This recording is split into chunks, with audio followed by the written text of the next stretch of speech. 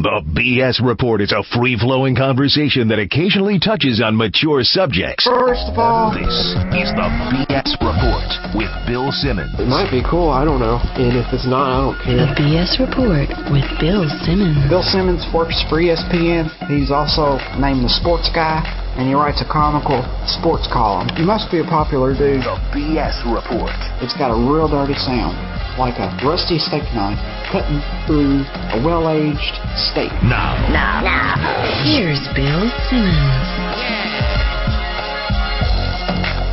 Welcome to the BS Report. A sunny day here in Southern California.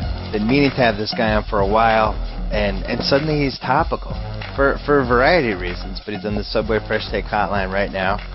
He is the TV announcer for the Los Angeles Clippers, as well as a BYU grad who hopefully did not ever break the honor code. Michael Smith, what's happening? Let's hope I didn't break the honor code since I lasted there 4 years. Did you break the honor code and they just didn't know? That's a really good question. The answer is no. No. But was I tempted to? Yeah, because, I mean, who wouldn't be tempted as a 18 to 23-year-old young man? Think about it. I went on a mission for 2 years. I was there for, I was around that BYU campus for a long time. I mean, I like to think I spent 4 years in college breaking the BYU honor code. Hey, right down to the fact that I drank coffee every day. No coffee on BYU. I've read your book, and yes, I get the impression that you probably did break the honor code. Well, how did you end up there? Probably pretty cool. I mean, you had a blast, and I know my college experience was different, but you know what? It's hard to believe for most people, but I had the time of my life too. Yeah.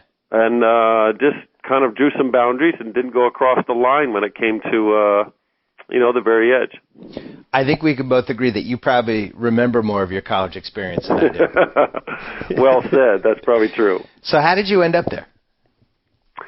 Well, I was raised a member of the church. So I'm born in New York, raised in Southern California. Like when I was, 5, my family moved out to the LA area. And, we were active, Mormon family growing up, so BYU was always on the radar. But they did something odd when I was like a sophomore or junior in high school, and I was being recruited to play both football and basketball there. The basketball coach at the time was a guy named Frank Arnold. And, Frank had coached the Danny Ainge team that went to the Final Eight, I guess, in 1981, and he basically told every coach in the country not to recruit me, which was a good ploy on his part, but he told all the recruiters, he said, don't go after that kid. He's Mormon. He's coming here. He's always wanted to go here. And I kind of got initial letters from everybody, and then they were all saying, well, we're not going to try. And I was like, what's going on? Well, Frank Arnold told us you didn't want to look at any other school. I said, that's not true. Yeah. So it kind of ticked me off a little bit as a youngster. I kind of wanted to go through the recruiting experience and see. So he played like the Mormon Monopoly card. He totally did, and it almost worked against him because my mom and dad both went to the University of Utah. And so all of a sudden Utah became a front runner. Growing up in LA, SC, believe it or not, was a front runner because Stan Morrison was there, and my mom had the biggest crush in the world on Stan Morrison, who was 6'9" and, looked like Lee Majors and was handsome as could be. And then, of course, UCLA was in my backyard, and I grew up loving UCLA. I mean, I grew up sitting there outside Pauley Pavilion, buying tickets off scalpers to go see Marcus Johnson and Richard Washington and those guys when I was like 12 and 13. So you go to BYU, you're there for, was it all 4 years plus the 2-year mission? Yeah, I went 1 year and started as a freshman, and then went 2 years to Argentina on a mission, then came back, and then played 3 years in a row. I see. That's the flaw with the BYU program. No offense, but if you have a chance to be a professional athlete, you should be able to postpone your mission until after your career. And because I really feel like, and I don't think I've ever heard anyone make this argument. I'm going to make it right now. I think Sean Bradley would have been 1,000 times better had he not done the mission.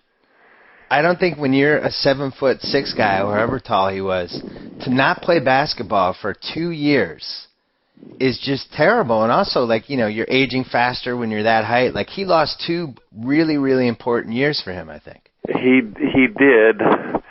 And I agree with you to some degree. Athletically speaking, if basketball and sports were the most important thing in the world, then yeah, it totally makes sense. But if life and, you know, a full life or a fulfilled life is the most important thing to you, that 2 years on a mission was like just so important to me. Yeah. I might be a little different. There are guys who did it the way you're talking about. Like Danny Ainge didn't go on a mission, but now he's a bishop for the church. Steve Young never went on a mission. You know, there's been plenty of great Mormon athletes who, you know, postponed, let's say, their mission till later in life, and they actually encourage you later in life to go. So you have the choice to postpone the mission and then make up for it later. You could. I'm sure those guys felt that way. I never felt that way. Right. I didn't feel like I was special or different or privileged to make that choice. I kind of felt like it was a privilege for me to go serve. And in my defense, I think it helped me athletically. I mean, as a freshman, I was 205 pounds. Yeah. I was super thin, and I actually needed 2 years away to kind of, I don't know, let my body mature a little bit. I came back like 225 and all of a sudden found my playing weight. And when I came back, I was a sophomore. I was 21. And all the guys with whom I was a McDonald's All-American in high school, all of a sudden they were the best players in the country as seniors, and they were getting drafted. And I was like, are you kidding me? These guys are the guys going into the pros? I said, I just, you know, scored 15 points on them in the McDonald's game. Right. And I came back and led the league in scoring 3 years in a row. It was a huge boost for me, confidence-wise, not to mention, you know, everything it meant spiritually and, you know, life-wise. So when you, you know, on that BYU team and the honor code, just for people that don't know, I mean, go it goes ahead. from no alcohol, no drugs of any kind, no caffeine, no swearing, no premarital sex. You can have sex, obviously, if you're married. And then what else? There's one other thing that I'm missing. Or are those the biggies? There's no drugs, no alcohol, no tobacco, No tobacco. That's the other. Yeah, no tobacco. But, I mean, no addictive substances whatsoever. Right. So then you go from that environment to the National Basketball Association, where all of those things are now in play to the 9th degree. What was that like as an adjustment? Hey, all those things were in play in high school growing up in California. Oh, that's true. Good point. You know, I mean, it's not like I was, you know, raised in Utah and, you know, off in some secluded spot and isolated and hadn't been in the world. I really was in the world. Yeah. As a youngster in California, but we like to say in the world but not of the world. And it's, you know, Mormons get a bad name and bad rap sometimes, Bill, because we don't think we're better than anybody else, and we're not trying to say that we live a great life and no one else does. That's not it at all. It's just things that we really believe in that if you follow them will kind of bless your life.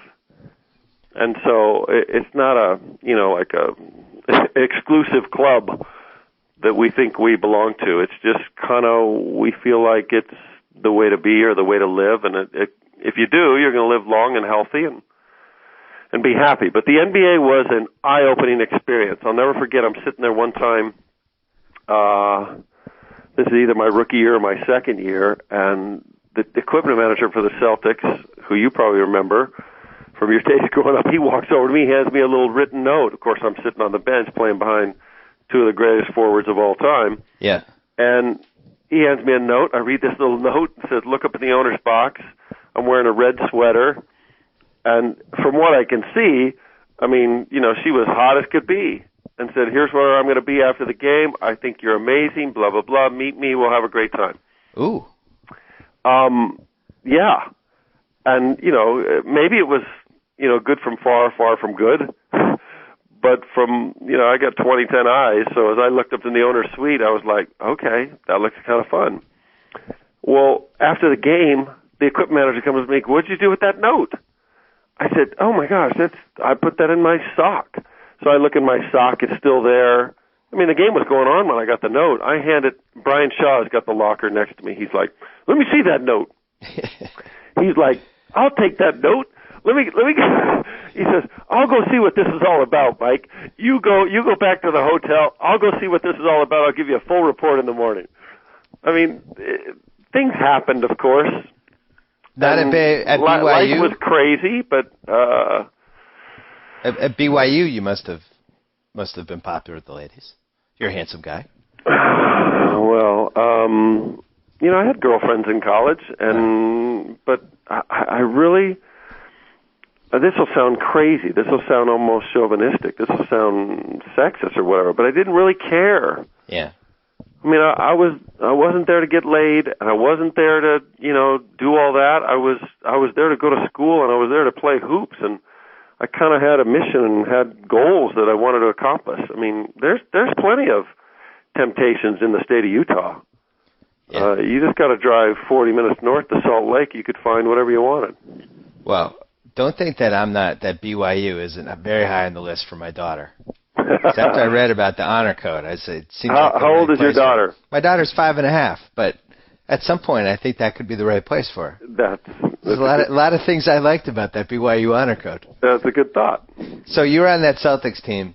Now, I don't remember if I've written this or not, but I might have even written it in the book. I don't remember. But the game that you had you come along 10 years earlier, I think you would have been an NBA All-Star. There was a transition. The league shifted in the 80s from what I like to call the Kelly Tripucka era to the era of really super athletic, Scottie Pippen type athletic small forwards. The era that I think if you had come into the league in 1979, you're scoring 20 points again. Is that fair? It's very fair, and you're very kind. And I've thought it myself many times and never shared it with anybody.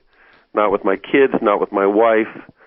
I've thought it many times, Bill, that I came along to the wrong team and in the wrong era. Not because I didn't like the Celtics. They played the kind of ball that would have fit my game.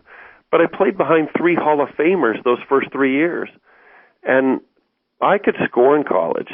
And I could score on anybody. And my rookie year in the NBA, I started 8 games in a row. And it was funny. We were on the West Coast, and we went and played the Clippers, and I had 50 people at the Clipper game. The coach put me in for 2 minutes, and I was like, geez, thanks a lot. And we beat them by 20. We go to Utah the next game, and the Jazz killed us by 20. And he put me in the last 4 minutes of the game, and I had 8 points in 4 minutes and made all 4 shots. I probably had 40 people there that night. We go to Golden State the next game. This is one of those marathon 8-game trips, and I play golf in the morning of the game. Okay, my brother lives in Northern Cal. My dad was up there, my dad's brother. We just go out and golf after shoot-around. And I'd never done that, but I figured I'm not going to play tonight. We get to the arena, and Coach says, oh, by the way, you're starting tonight. I said, okay, cool. He goes, do you know the 4 spot? And I said, sure. He said, I'm going to start Larry at the 3. You're going to play the 4. He said, but you guard the 3 on the other end, and Larry will guard the 4. And I said, that's trouble. And you know what? Larry and I were interchangeable in every way. We could play both positions. We both could post up. We both could shoot. We both could pass. I went for 16 and 10 on my first start.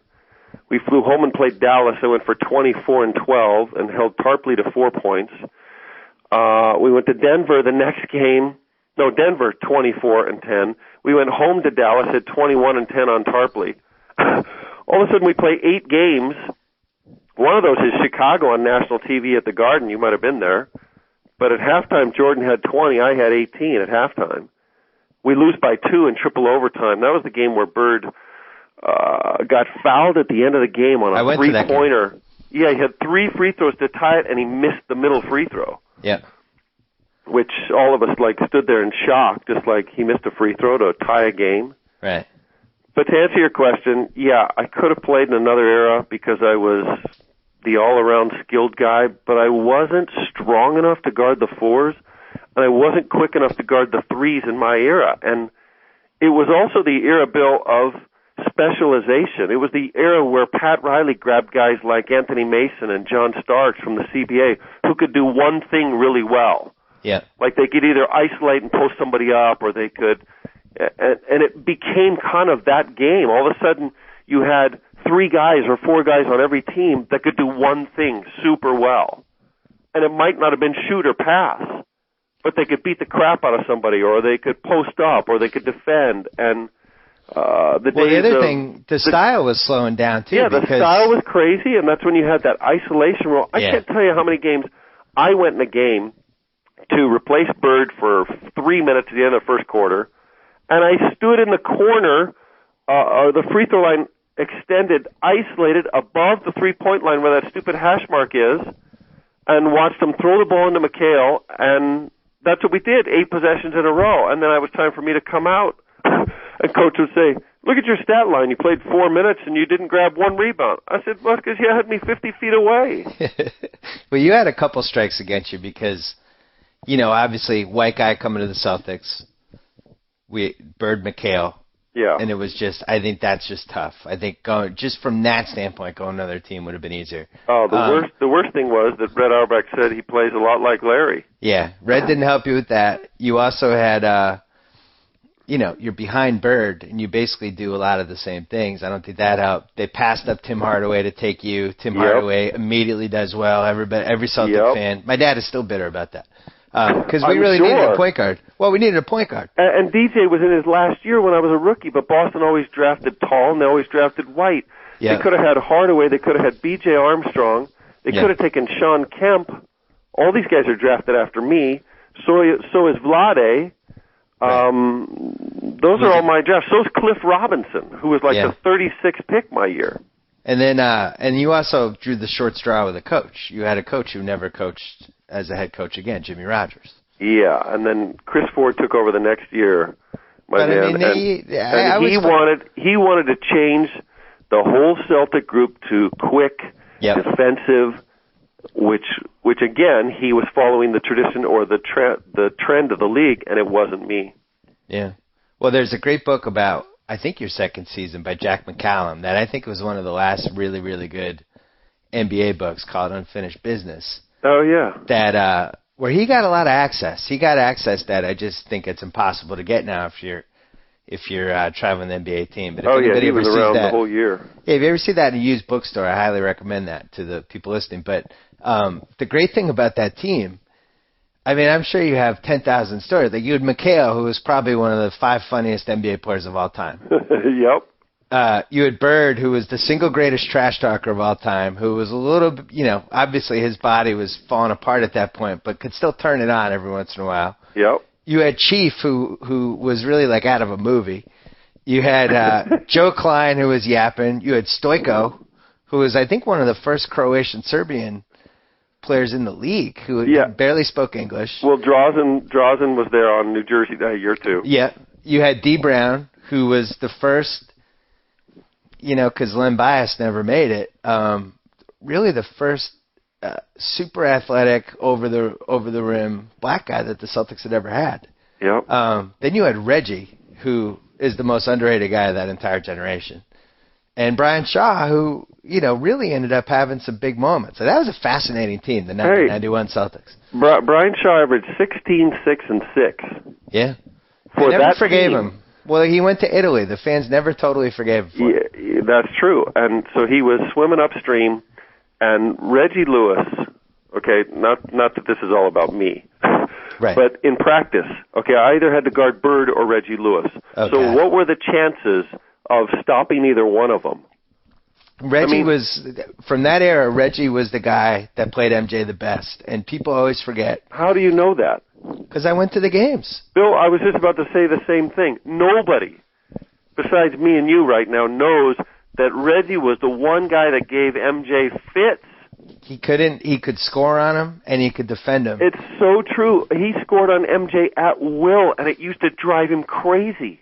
And in 91, which to me it was one of my favorite Celtic teams, but they lost to the Pistons in a really tough series, and Bird just really, his body just broke down. But they also got really screwed in Game 6 in Detroit. But the Bulls would have been the next round. And I really think that if Bird's body had held up, the Celtics could have beaten that Bulls team or come close, because we matched up against them. Reggie would go toe-to-toe with Jordan in these games. Yep. And then, Drazen Petrovic was the other guy that, from that era, that just, basically disappeared. So Jordan lost two of the guys that he had trouble with Drazen too. Defending him. Yeah. Those are two guys that just get, basically removed from the picture for him. So, but the Reggie thing, I mean, what was your take when, there's always been rumors about why, what happened to his heart and the possible cocaine use, and nobody's ever had a take. I mean, did you feel like hanging out with him that was a guy who would even do that stuff? No. And I could have been the one guy on the team who was unaware of any of that stuff because, if it had been going on, they wouldn't have told me or they wouldn't have shared it with me. I wouldn't have been a guy they would have invited to any of those things. But I'd been in Reggie's house. I knew his wife.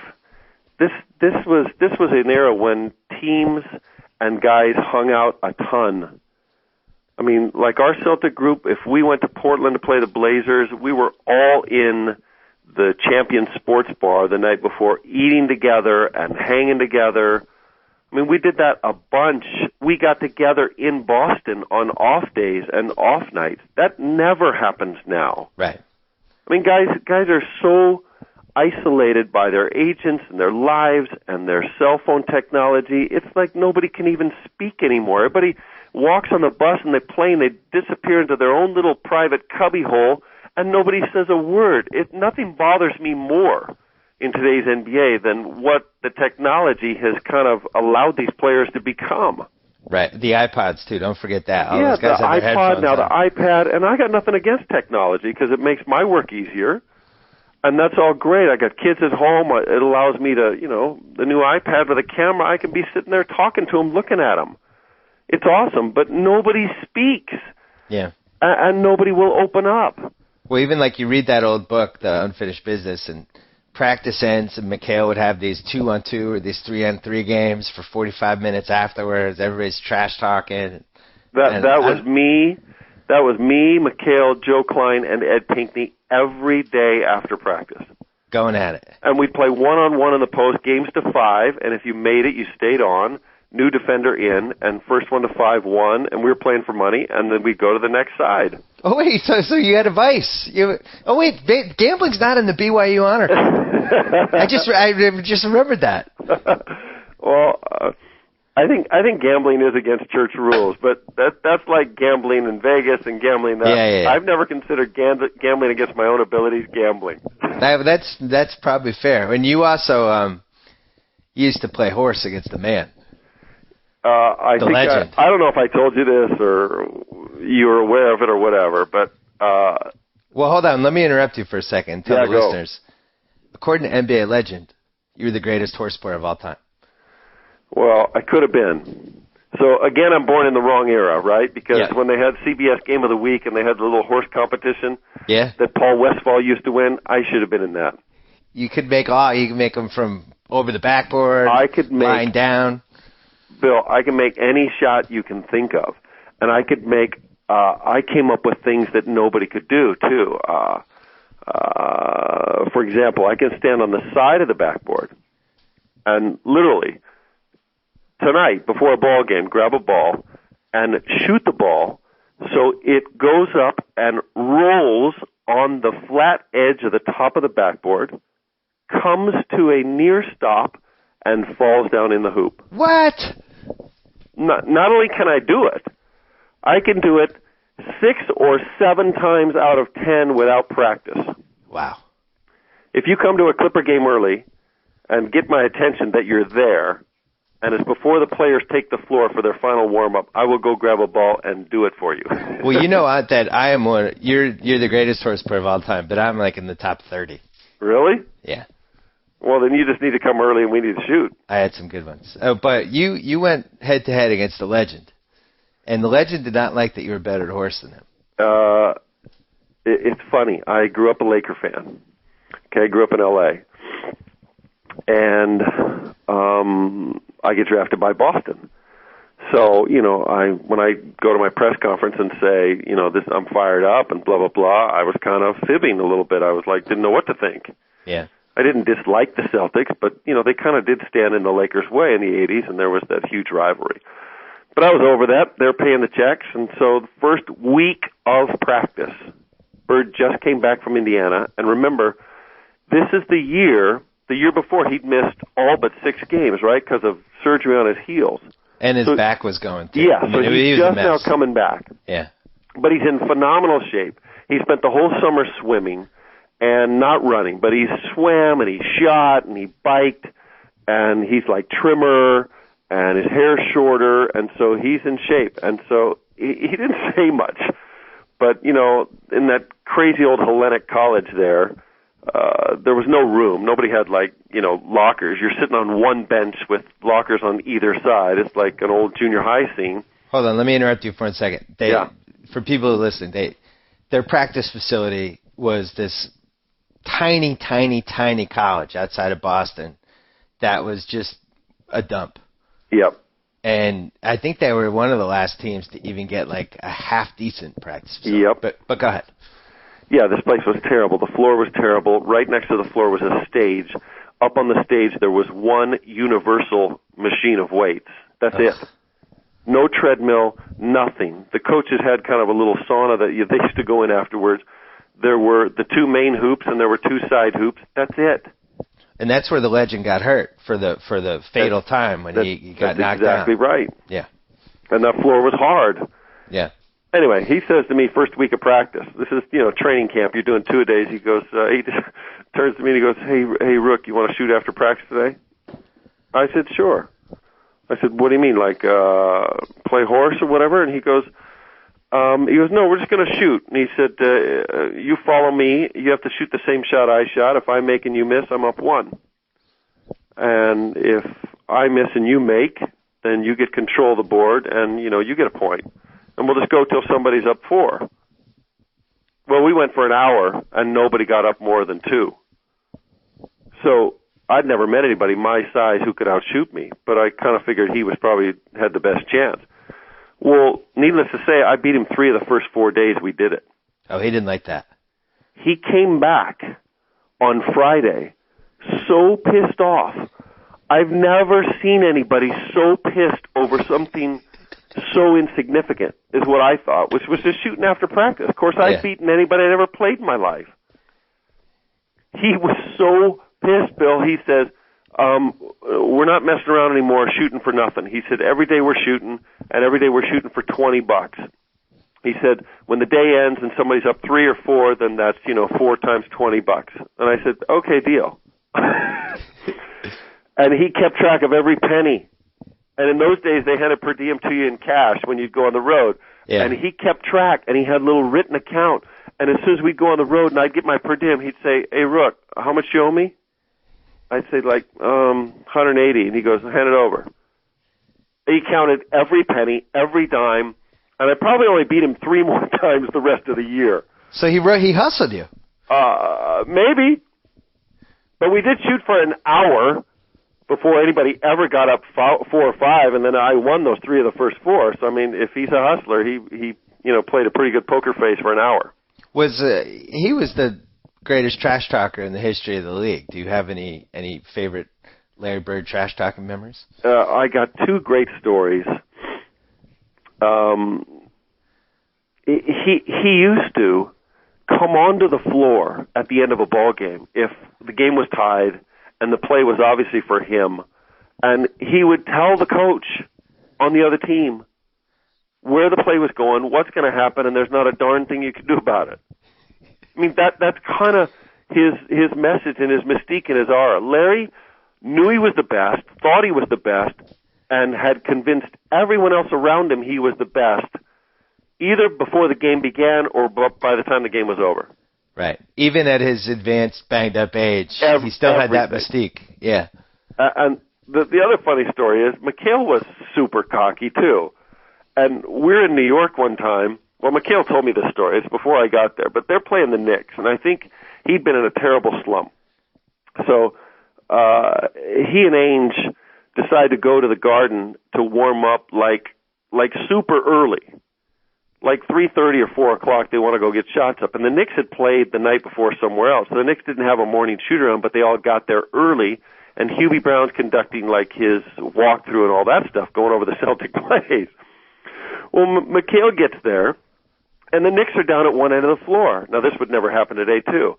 And McHale just takes Ainge, and they go out on the other end of the floor, and they start shooting and chatting and laughing. And, McHale, he's loud, and he's, hamming it up. And Hubie Brown walks down and says, "Get the heck out of here. We're having our shoot-around." And McHale says, "Hey, listen, I've been down here for 10 minutes. I've been listening to the stupid defenses you have in mind to come up to stop us. But besides, you're trying to run this one set, and we actually call it that. You're right, but we don't run it that way. And if you want me to tell you how we'll run it, we're going to run it that way. But I'm going to score, or Larry's going to score every time, so it doesn't matter. Now, do I still have to leave?" He said that to Hubie Brown in front of the Knick players. He probably turned like maroon. I mean, that's how they were. I mean, My rookie year, you got David Robinson, who was a rookie. Remember, he was drafted 2 years before. And they got Sean Elliott, and they got young talent and athleticism. And we used to beat them by 25 every game. And Bird used to just laugh. Right. And I'd say, "These guys are so young. These guys are going to be great one day." And Bird's like, "Are you kidding me? They're so stupid." He said, "I'm gonna bust these guys for 30." Well, that team, the 90 team, it was weird because Bird came back. The personality, the chemistry was a little bit off. There was a big thing during the season. Like somebody said Bird was shooting too much to the Boston Herald. It was an unnamed teammate. And then it became this whole Law and Order episode trying to figure out who the teammate was who betrayed Bird. And it ended up the Knicks series, best of 5, up 2. Knicks win the next 2. And then game 5 in the Garden. We always win in the Garden. Foregone conclusion. And then Ewing just gets hot. And we lose. And everybody is like, "Oh, my God. We stuck with Bird, McHale, and Parrish too long." And it was a catastrophe. Ended up with a new coach, new person running the team, Red Auerbach's too old, all that stuff. You were on that team. I can't believe you remember all this stuff in that detail. It's my team. I went to that game, too, and the legend missed a reverse dunk with about 8 minutes left, and it was the single strangest sound I've ever heard in the Garden. Yeah. Oh, my gosh. I cannot believe you remember all that stuff. We won games 1 and 2 so easily, okay, at home. We went to New York, game 3. We were killing them. We were up 18 in game 3, and this was a 3 out of 5 first-round series. It was over. And the Knicks came rolling back.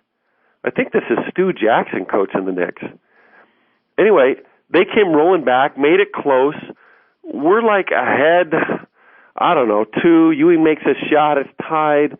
We run it around, and Bird ends up with a wide-open 3, top of the key. And he was so open, he paused. It's like one of those where the Knicks were scrambling, coming out of a defense where there was a double team and the rotations were off, and it came to Bird top of the key, and he faked the pass to the next wing. Yep. And the defender, Gerald Wilkins, who was running at him, decided to run to the wing. And then Bird, paused and licked his finger and tested the wind. And it was just one of those moments. You think, he's making this, we're winning the ball game. He missed. And the Knicks came down and scored and won. The series is never the same. And we thought, that was a fluke. They beat us by 25 the next night. And then it went to Garden for that game, and we were in shock. And also the Mo Cheeks, who they had traded for that year, the Knicks, which it turned out it was a bad trade, but it won him that series. And DJ was just on his last of his last legs. I mean, he was pretty much shot at that point. But it was a weird season, and you look back, man, that league was so strong during that stretch from 88 to 92. That Celtics team had Bird, who was still putting up major points, was probably one of the 3 best forwards in the league still. McHale was still one of the best post-up guys in the league. Reggie could score with anybody. He still had Chief, who wasn't even close. He's at the tail end of his prime, and that team lost in the first round. Yeah, Chief was 6 years later, that's a champion. Chief was probably 35. Maybe, he was 35. He was a year younger than DJ, and but Chief still played till he was 42, right? Well, he was doing that yoga and all that stuff. He aged very nicely. You know what? He was the only guy doing anything like that. Him and Kareem. And those were the only 2 centers that ended up playing till their 40s, right? Would you ever think about that, how different your era was for what the guys have now? Because we're seeing now, and I've written about this, Nash and Ray Allen and Kobe, and these guys that have a ton of miles on them, they're still, playing really well. Somebody like Bird He's playing in those raggedy Converses, on bad floors, on the Hellenic practice floor every day. Like, man, he's probably 5 years of miles he was adding on. I didn't even realize it. Yeah, true. Different. The Celtics team, though, you left there. We traded you to where? I can't remember. My third year, I was actually cut.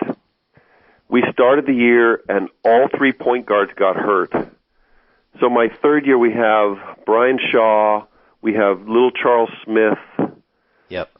We have John Bagley, and all 3 guys, 3 days before opening night, like the last preseason game, they all go down. They got hamstring injuries. Somebody's got something. So wait, it's D. Brown, John Bagley, and I believe Brian Shaw. Yep. Yeah, Charles Smith was gone, and so they all have one ailment or another, and this is my third year, and I signed a 4-year contract. They call me into the coach's office after practice, which wasn't really an office, and said, "Hey, we're going to let you go." I'm like, "What?" And they said, "Yeah, doesn't make any sense, but we got to find a point guard, and there's no room on the roster, and we're putting 2 of these 3 guys on our injured list, and there's no room for anybody else, and we got to find 2 guys who can play on opening night." And that was the end of my Celtic career. On one rare day over at Hellenic College, I go in thinking I'm practicing 2 days before opening night and drive away really in disbelief. Where did you end up going from there? I went home briefly, cleared waivers. The biggest mistake of my career is the Bulls called, and Bob Hansen had just broken a finger. And the Bulls called and wanted me. And like the year before, I'd scored 15 points on the Bulls in the fourth quarter in Chicago. And they wanted me. They were like, Bob Hansen just broke his finger. He's going to be out for... No, excuse me. Bill Cartwright had broken his finger. And they called me to come in and fill in the spot. It was Bob Hansen they signed when I didn't go. And my agent convinced me to go, you know what, you just got to get away. You got to go to Europe. You got to rekindle your fire. You got to go get your confidence back, and we'll come back next year brand new. Oof. And I did what he said. And you know what? I probably could have played for the Bulls, just like Jud Buechler and Steve Kerr and many guys who could shoot or do a couple things well, move the ball. Because Jordan and Pippen demanded so much attention, you were always going to get the third-line defender. That's too bad. It was the mistake of my career. And I went to Europe. I played in Italy for a season. I averaged like 25 points a game. I came back, tried to make a Warriors team in the summer, tried to make a Spurs team in the summer, and pretty soon I was realizing, crap, I should have never left. You're out of sight, you're out of mind. You almost lose your chance. So when did you go into announcing? Anyway, I went and played in Spain 2 more years. Came back and played for the Clippers 1 year. Oh, yeah. Played for the Clippers 94-95, and that was the year that, we had our first little labor lockout, and the Clippers told me, do not go overseas. We are going to re-sign you, blah, blah, blah, but they had to clear the books of everybody.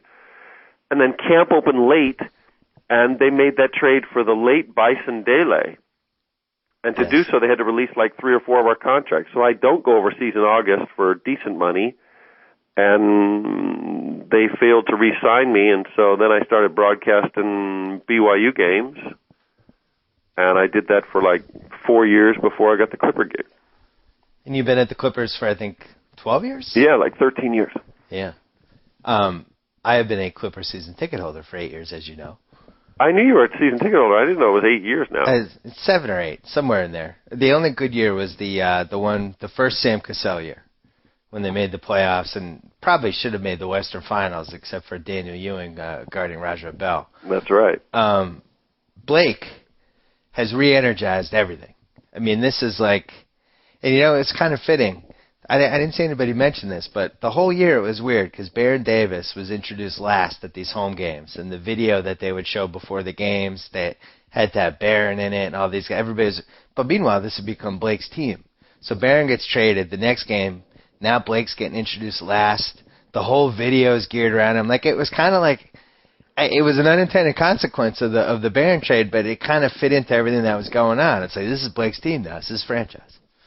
It really is. And even in our last home game, there was a moment when I watched Blake gather like the four other players on the team. It was just like a random thing. It wasn't like a real delay in the game where the officials were reviewing something. There was just the ball went out of bounds, and there was just a minor stoppage. And Blake grabbed four players on the court and grabbed them together at the foul line. And I was like, oh my gosh! If I didn't know before now, this is his team. It truly is. And I've been going to games the whole season. And at one point, I think I went to 9 in a row. But I've been so impressed by how much better he's gotten. And I always thought he was, a underrated passer when he came into the league. You could see it's all right. This guy actually knows who to pass to, and if somebody, if he gets double teamed, he kind of has the right idea what to do. And now he's I would say a really good passer. Never mentioned ever when people talk about his game. And then the other thing that was, in the beginning of the year, he knew he had to post up, but didn't really know how to do it. Just over the course of the year, he's gotten better. He has a jump hook now. He's figured out, how to face up guys and either use the spin move or go baseline. He has moves now. And at the beginning of the year, I just felt like he was a guy that only knew how to just play above the rim, and that's it. Is that fair? Yeah, he's evolving right before our eyes, and he's way better than I thought he would be initially. The passing you talk about, and first of all, I had no idea the guy played that hard every possession, and I keep waiting for him to break down, and not break down, get injured. Break down and just have a night where he doesn't play hard. He doesn't. He doesn't take a possession off.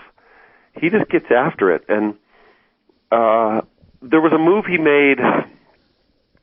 It was in the Oklahoma City game, and it must have been on the road, but it was on consecutive possessions, and he caught the ball on the left block. He went baseline super, super quickly and got under the hoop and did a 360 and could not dunk it, but he spun the wrong way. So he spun clockwise. Yeah.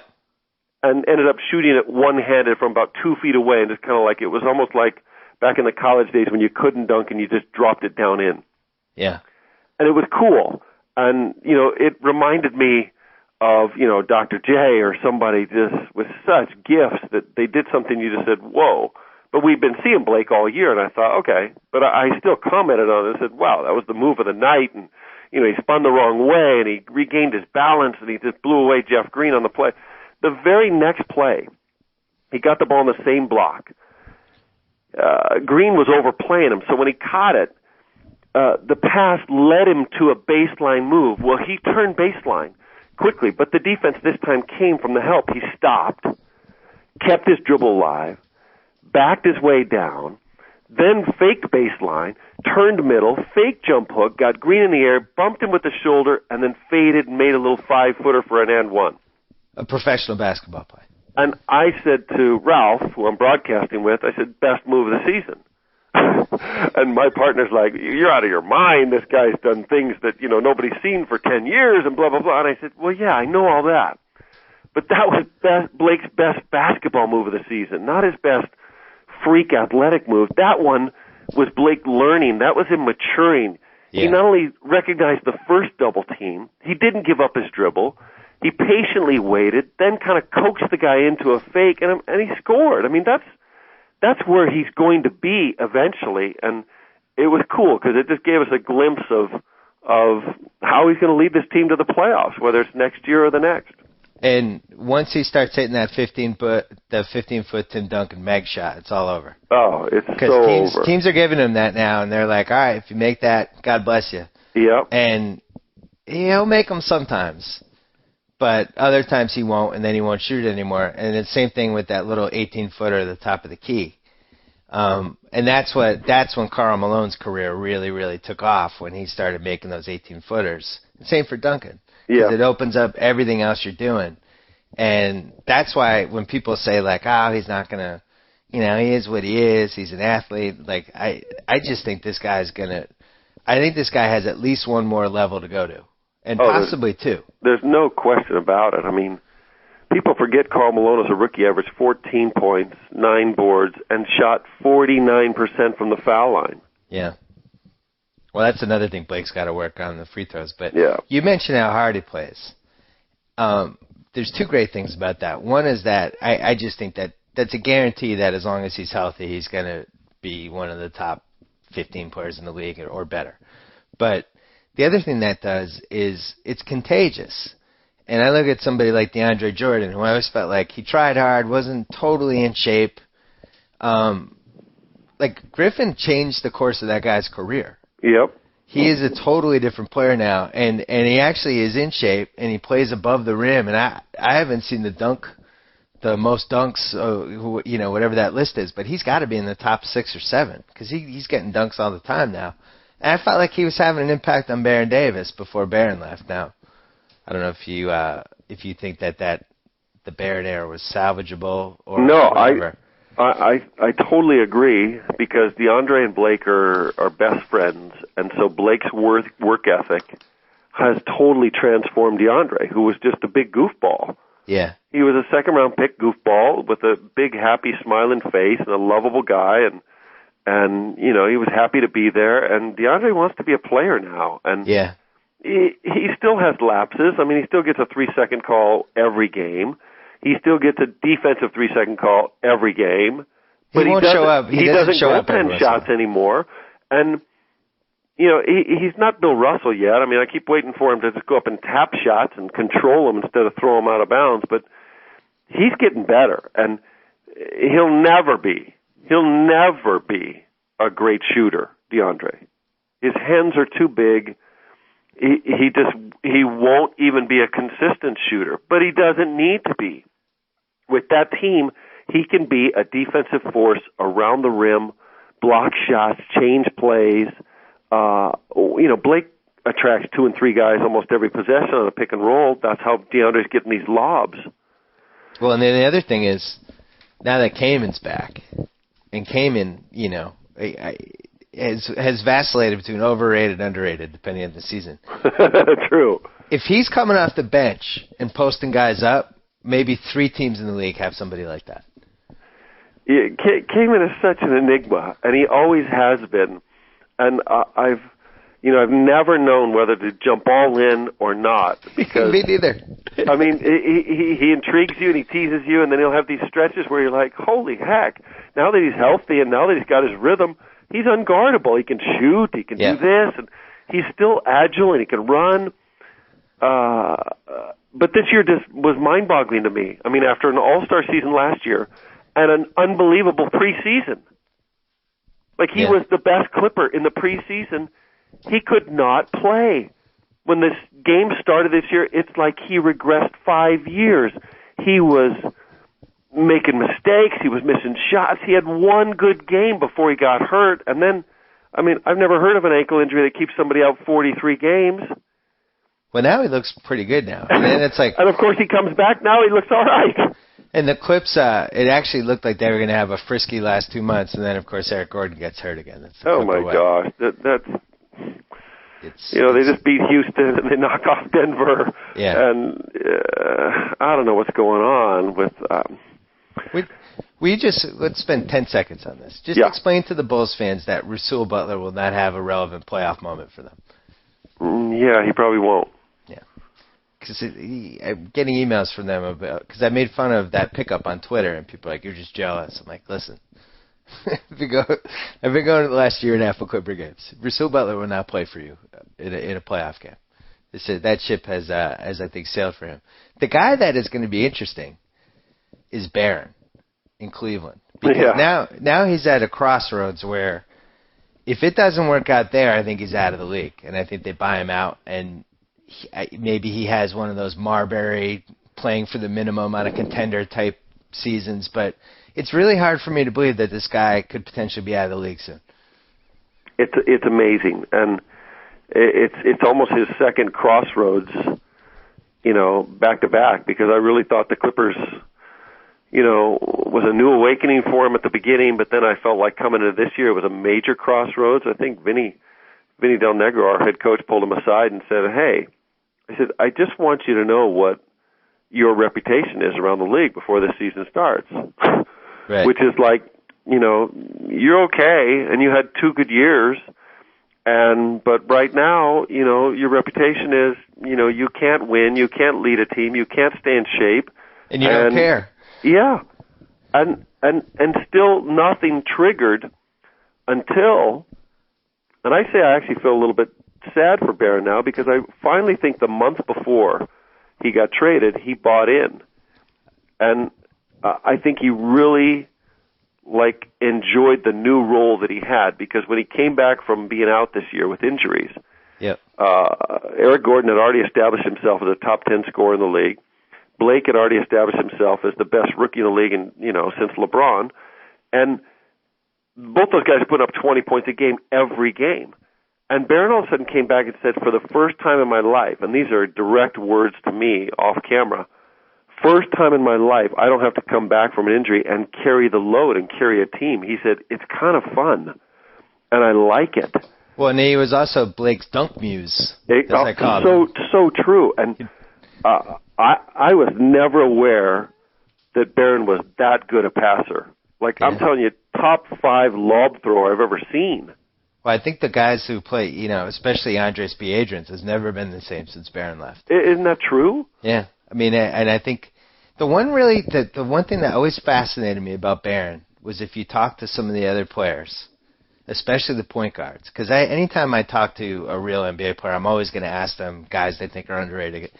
Barron, I remember Nash saying to me that Barron was the guy that he had the most trouble with out of anybody in the league, because he was just so much bigger than Nash. And he just had so much trouble physically dealing with him if Barron was on his game. And it's if the good point guards in the league at least have you marked on the calendar, I hope he doesn't show up tonight, then maybe that's somebody you keep. I don't know how I feel about that trade. Well, here's how I feel about Barron. His shooting, Bill, I know, held him back. Yeah, he loves to think he's a three-point shooter, and he's not. Not only his shot selection, but his ability to convert. His shooting held him back from being great. Yeah. I mean, powerful, strong, quick. He's got handles. He's got so much crap in his passing ability, and yet his shooting held him back. It kept him from being one of the greats we've ever seen. Well, he really, the way that Derrick Rose plays for this Bulls team right now, where he's just on the attack. Yep. And he's beating guys off their dribble and going to the rim, and if you meet him at the rim, he's going to find somebody who's open, and that's their offense. I really think that should be what Barron does. Maybe he's a little too old at this point, but that's what his ceiling is. And instead, I think Barron had a little bit of that hero complex. Yeah. I'm going to take this 25-footer. It's going to go in, then I'm going to pound my chest. But it's no, dude, just go to the rim. That's your game. Stay your lane.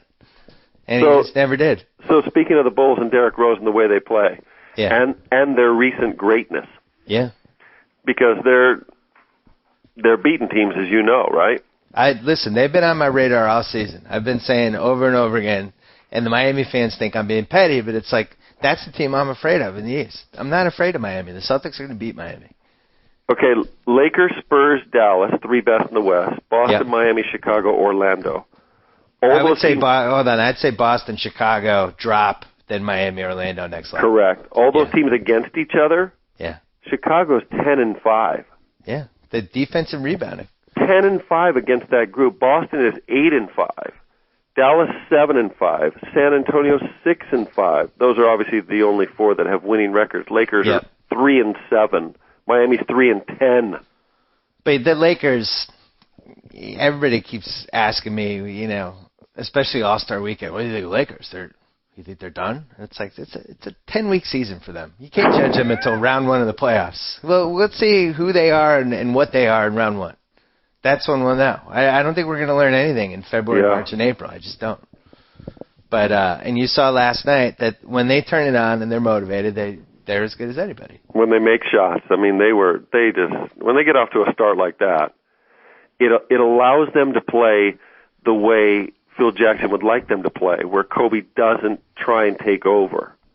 Right. That's when they're best. And if you watch, it's kind of that pattern follows when they get off to good starts in games against good teams. If they don't, and they're playing comeback game, it becomes Kobe. And Kobe can do that for a stretch. He'll have those 6-minute stretches in the third or in a quarter when he scores 12 in a row, and they climb back, down 14 to down 2, but they never get over the hump in those games. Well, and the other thing with them is their best three guys are all still playing either well, reasonably well, at the level they normally play at. Like, as long as that's the case, you have to take them. Yeah. As I still think they're the team to beat in the West because whatever they get out of Bynum, whatever. I know Fisher's old. I do think, that there might be a guy short off the bench, but as long as Kobe, Odom, and Gasol are going to show up, you still got to go through them. Yeah. I like Dallas. I'm starting to talk myself into this Dallas team. Hey, they've won 18 out of 20. Yeah. Their 2 losses are buzzer beaters by Aflalo and Zach Randolph last night. Yep. And their only poor stretch of the season is when Nowitzki goes down for 9 games. They go 2-7 in that stretch. And defensively, I just think it's the best defensive team they've had, and Nowitzki is still a top 3 or top 4 crunch time guy. Yeah. I personally have him rated a little bit higher than most. Yeah. I think he is really, really tough to stop. In those, the Celtics have a ton of trouble with that team. That's the team I'm kind of afraid of coming out of the West. They're not afraid of the Celtics. Even though you live in L.A., I just heard some Celtic green coming through. Oh my God! Listen, I think that's for whatever reason a really bad matchup for it. They have a bad history against Kidd. They have trouble against Dirk. Well, the games are always close, and Well, Jason Terry is such a potent scorer off the bench. He's so huge for them, and J.J. Barea comes in and changes the pace. They have monkey wrench guys. They're They're really good. Yeah, and they have guys that you wouldn't rely on every night, but they can come in and change the course of a game, which is the ideal guy for your bench. And they have like 3 of them. I really like the Corey Brewer pickup, and I will never forgive both the Timberwolves and the Knicks for just discarding this guy who had value, because you could tell that he had value because look at the teams that were chasing him, all the smart teams. Oklahoma City, San Antonio, Boston, Houston, Dallas. These are all the teams that know what they're doing, and all these teams wanted this guy. Yeah. And, I just defensively with him, and they have a lot of looks. So. Well, the year the Lakers beat Orlando in the finals, yep, I feel like Trevor Ariza kind of won them that series. Yeah. And won them that championship. And that's just how I view it, even though, he only did what he did, which is, make a couple threes and make some steals. But that's kind of what Corey Brewer will do. He'll be that spot defender who can come in and get in the passing lane and get you 1 or 2 picks a game that, in those kind of games, change everything. Well, and that's, you said earlier, you need that one elite skill. And for him, I think he has it. I think he's an elite defender. And he's also was on a team in Minnesota that everything that he did wasn't something that made sense on a crap team. It's like all the things that he does, if you're 13 and 40, it's a disaster. But on a team like Dallas, it's a good thing. Yeah, that's so true. So, yeah, it'll be interesting. These next 2 months, this is when you find out who's who, I think. Well, this is when it gets exciting. Yeah, and I think San Antonio, their fans were pounding their chests, and rightfully so. They were doing great, but they hadn't really had any injuries, and those first 50, 60 games is all about the injuries. Now, are you following this Miami thing, or you don't care? Of course. It seems like that. You talk about crossroads. Yeah. I heard Dwayne Wade's statement. I even said before I heard what he said, and before I heard that guys were, crying in the locker room or whatever, I just said they totally feel like the whole league's against them. They do. They feel like they're not getting any calls. They feel like they're the villains, and it's kind of like biting them the wrong way right now. Yeah. It's taking LeBron out of LeBron's game, and the media's kind of feeding on it. Like the numbers they were showing on the broadcast yesterday that, in games in the last 10 seconds when they have a chance to tie or win, they're 1 for 16 on those possessions. It's incredible. There's something to the fact that, when you're the guy, you do it. And when you doubt you're the guy, it's not that Dwayne Wade and LeBron have lost confidence in their ability to make a play at the end of the game. but the fact that one might defer to the other certainly lessens the chance of them succeeding. I wrote a whole Alpha Dog column about those guys after game 2. Just this hasn't worked before. I don't, it might work with these guys. These guys might be so talented, but at some point, just the way basketball is structured as a sport, at some point somebody's got to defer to somebody else. You saw that with Bird and McHale the whole time. Yep. McHale always knew his place. Yep, he did. And he was happy to serve that role. He did. He really did.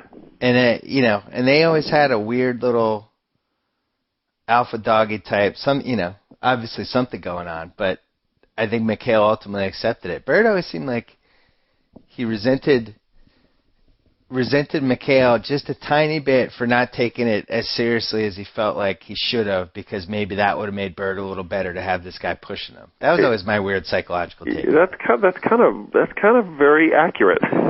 Maybe if McHale cared a little more, I would have been 3% better. McHale did care. Yeah. But he pretended not to care. But he obviously cared. But, I just think he was one of those guys that when it's over, and you got other interests. And Bird was a guy like Kobe that life was basketball. That's right. So anyway, the thing that I want to see with this Miami team is my weird theory is this is almost good for them, because now people are writing them off. Now people are thinking this isn't going to work. This has gone to a level that they can't climb out of. That gives them that underdog thing, kind of what they need at this point of the season. You know what I mean? Totally true. Maybe totally true, because what did they won? 17 of 18, prior to this last little collapse, and of course maybe it was 17 of 19 or something. The 2 losses in there were to two of the bigs, to Boston and Chicago, and that kind of slapped them a little bit. Okay, we can't beat these guys, beating up on everybody else. But you're right. If nothing did change, they weren't going to change. They were going to lose at some point in the playoffs. I still think they're going to lose in the playoffs. Oh, their offense didn't work coming out of the gate. Nope. Then they said, all right, they're a jump shooting team. Yeah, they're a jump shooting team. So then they said, all right, now we're going to run. And for a couple weeks it worked. And then teams started studying the teams that beat them, oh yeah, we just have to get back. Don't send your third offensive rebounder flying through the hoop, have him run backwards. So now that fast break's gone, and now it's jump shots. Yep. And, the other thing, if you have a 3-man team, a really good defensive team, I think, can figure out a way to have those other 2 guys play a huge role, especially in the last couple minutes. Even yesterday, you saw Chalmers was the one who made the huge 3. Chalmers was the guy who got the layup. It's really hard if when you have jump shooters to actually have those guys get good shots, I think. Bosch has been the shocker for me. He just doesn't post up. Yeah, Bosch is kind of drifting. He's become kind of this 16 to 17-foot jump shooter. And Wade doesn't go to the basket like he used to. No, Wade is way more difficult to stop than LeBron for me. In the games that I've seen him firsthand, Wade is like a right-handed, more athletic Ginobili. Yeah. And I know that's a backhanded compliment, because Wade would not want to be a Ginobili anything. But you know how Ginobili is enigmatic a little bit to the Lakers, how they can't stop him, and he can draw fouls at the end of games. And Ginobili's the guy in the West who gives them the most fits or causes them the most fear. Wade is kind of that guy to most teams. But the very good defensive teams, and the 2 best in the East are Boston and Chicago. Yep. They've really shut down those teams. They've shut down Miami to the point where they can't score for stretches. And then the rebounding is a whole other thing. Oh, my gosh. And I just see Spoelstra over there, how are we going to score? And come playoff time when the game slows down more, and the Celtics with their depth, or Chicago with their, Thibodeau's defense is great. Thibodeau's actually coaching 2 teams in the East defensively, right? He taught his series to Boston, and he's taking them to Chicago. Doc Rivers had no idea how to defend a high screen until Tom Thibodeau showed. No, exactly. I can vouch for that firsthand. And now he does. Yeah. But, the thing that fascinated me about that Chicago-Miami game yesterday was Chicago didn't play well. And they still won, and they won on the road, and they beat a team that really, really, really needed the game. And the reason they won was because, if your whole foundation is there, you can survive a couple missed shots or whatever because you're doing enough to basically win anyway. And that's why I'm so scared of them, because they have the one guy who can create. He didn't create yesterday. They still won. But they can get those offensive rebounds. They can get those stops when they matter. And I don't know. It's a good team. It really is. It's going to be interesting. It might even be Boston and Chicago who have, the best two records and end up holding court and then meet each other in the East Finals. And that's what somebody who works for the Celtics emailed me yesterday. ECF 7 Chicago. And I don't know who's going to win. I was like, kind of. I don't want to write off Miami, but if they play Chicago in round 2 with the team they have right now, I just don't see it. Yeah. I just don't see them winning 4 out of 7. I think they would, Wade against Chicago is the key guy, because if you can get Chicago that they'd have to play Brewer instead of Korver, if they had to play Brewer for defense, then that really hurts Chicago offensively, I think. Yeah, true. And yesterday they have never figured out how to balance that LeBron-Wade thing. Like you pointed out with Ginobili, the San Antonio kind of knows if Ginobili's feeling it, that's who you go to. But when you have LeBron James in your team, you can't really have him take a step back. So I don't know what they do. Yeah. It's a mess. And the other thing is they don't have those guys. They don't have that. Here's a good example, like the Sam Cassell 2006 guy. The guy with just the big scrotum. That's like, hey, I can see the fear in everyone else's eyes. I'm going to take a huge 3 right now. And they don't have that guy. The Celtics, P.J. Brown, James Posey, and Eddie House made some of the biggest shots of that 2008 playoff run. Yeah, because they weren't scared. So it's, you know what, not to keep going on the Miami thing, but those other guys have really taken a step back in their confidence, especially Mike Miller, who might not have had a lot of confidence ever. Mike Miller's lost right now, Bill. Yeah. He what confidence he had was probably from being the best guy on a Memphis team that won its 45 to 50 games and made the playoffs every year and got lost. He doesn't have it standing next to LeBron and Wade, and it's so evident. I mean, we always knew he was going to be a little bit of a liability defensively, and with his injuries and stuff, he's slower, he's lost, he's getting pushed around. But there's been a couple times LeBron has fed him for wide open threes to win games. He's not even close.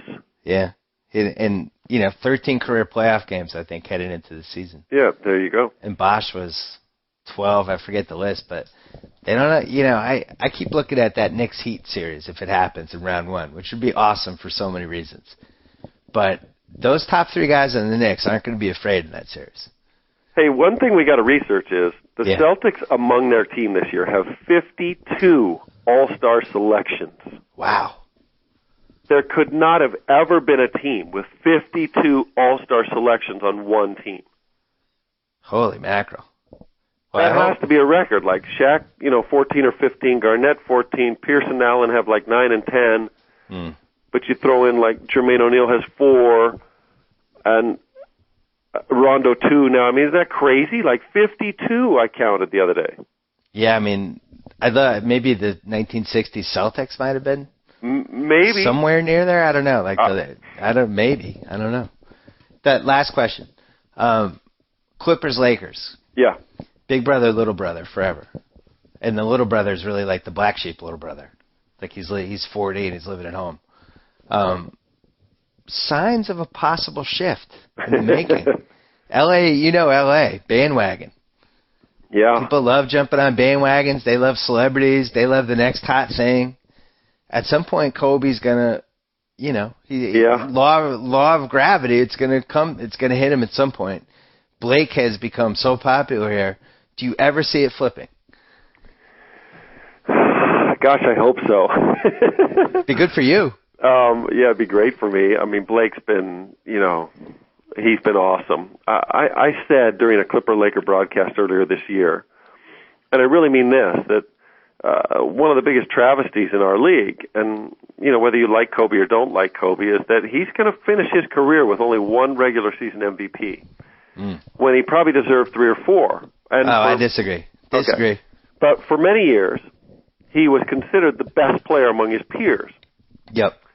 Would you say best or most talented? I think best for at least 3 of those years. And I know he's going to walk away with only one because he's not going to win another one. And even this year in a clear-cut MVP year, I mean, he's got to be one of the top 6 at least to be talked about, but he hasn't done anything so transcendent that we're going to, call him MVP even if they were to win a championship because it'll be over by then. But I think he's going to finish his career with one MVP. The real question is he's probably going to play about 5 more years, and in those 5 years, if he averages 25, then 24, then 22, then 21, then 20. So I've gone, incrementally or going the opposite way. He's just going to diminish his skills a little bit, and he's going to play, 80 games, 75, 70, just a little bit less every year. He'll catch Michael Jordan's all-time scoring. I think he'll finish, and he'll be the number 3 scorer of all time. And what we think of him and what happens to the Lakers really depends on what they do in these next 4 or 5 years, winning championships or not. Yeah, I mean, he might potentially pass MJ's 6. He could. Get to 6, 7, 8. They could win it this year. I mean, who would bet against them right now? They could win it this year. They're even odds to win the Western Conference. Exactly. So they could win. I think the one team they can't beat in a 7-game series is the Celtics. And I've said that all year. But it's conceivable that he could finish with 6 titles or 7 titles if he wins 2 and catch MJ as a scorer. Well, the other thing with the Lakers is they always find a way to stumble into these guys, right? As things start to look bleak, long, all of a sudden, hey, here's Dwight Howard. He's got a Laker uniform. Absolutely. Who's to think that might not happen in 2 years?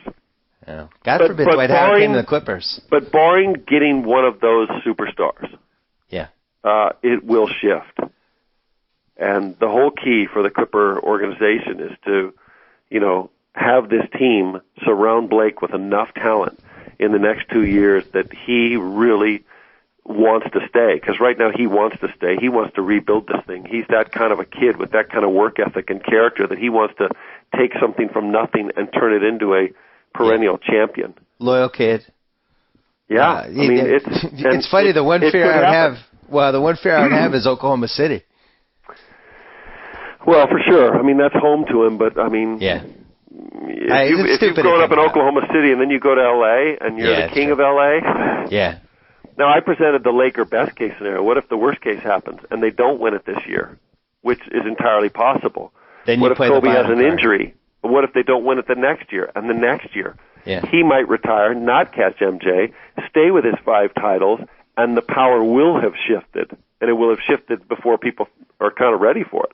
The only thing I disagree with is I think Kobe is going to have a lot of trouble walking away. And if there's ever a candidate for somebody to hang on 2 or 3 years too long, I think it's him. Yeah, you're right. Basketball is his whole life, and it's been since he was 16. And he's super competitive. He has a very high opinion of himself and his own talents, which he should. I don't see him just taking a look at the big picture and going, all right, that was enough. I think he would, much like Jordan and much like Ali and a lot of these other guys who were wired like that, I think you almost have to get knocked in the jaw a few times before you walk away. I mean, that's probably true. Bird had to walk away, and Magic had to walk away because, Magic is the HIV, Bird because his back just was just crumbled. Yeah, couldn't do it anymore. I think both of those guys would have had trouble walking away. Hell, we saw it with Magic. Magic came back anyway. Oh my gosh, yes. So I don't know. I could see Kobe trying to go until he's like 43, 44, especially if the all-time scoring record was even remotely conceivable. I think he'd go for it. I'm right there with you. I mean, if the record were Karl Malone instead of Kareem, right? Because Karl's is up there at whatever it is, 36,000 or whatever his is, which Kobe could conceivably get in 7 years if he maintained any sort of pace. But he could not get Kareem. That one's this won't happen. Not from the guard position. The short-term goal for him, I would guess, would be to go down as the greatest Laker of all time. Yep. And then the long-term goal, I think, would be to at least be in the Jordan discussion. Yeah, I think you're right. And maybe Jordan's ceiling was a little bit higher, but Kobe's career was just much more incredible and 20 years at a high level or whatever he ends up being. But it's interesting. I certainly never thought that at this point of his career he would still be this relevant. Just law of averages just said he was going to start falling at this point. He's not. Well, a whole other discussion we don't have time for is these guys who come out of high school early and start putting mileage on their bodies, and they wear down by 30. Don't think that wasn't part of the Perkins trade. Yeah, for sure, right? Guy's been in the league for 8 years. Exactly. These guys, I mean, Garnett has, proven me wrong, because 2 years ago I thought, well, he's done. Yeah. Especially last year when he got hurt or whatever. I was like, he's another one of these high school guys who's not going to make it beyond 33 with any relevance. And Kobe was like the one guy who was, blowing that theory. But all the other guys, T-Mac and Jonathan Bender and Al Harrington and all these guys who came out of high school and started putting 82 games on their legs. Yeah. I mean, they were running out of steam. They had nothing left. Well, good place to end. Well, I'll have to have you come on before the playoffs again. But I have a confession to make, though.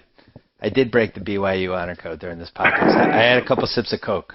So I've just been expelled from the university, so it's too bad. What if I told you Dr. Pepper's my favorite drink? Well, there you go. I'm going to need your help getting my daughter in 12 years. So you got it, man. So, we're going to use those connections. Michael Smith, a pleasure. We'll see you on, if you have the NBA package, you can hear him doing the Clipper games. Tonight, Charlotte? Yeah, tonight in Charlotte.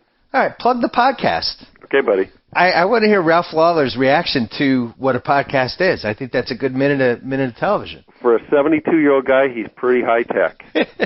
So right. I will throw it his way. Thanks for coming up. Okay, you bet. So I get to sign off. Whoa! Thank you for downloading the BS Report with Bill Simmons. Too much fun. Check out more podcasts at the iTunes Music Store or at PodCenter at ESPNRadio.com. Peace out.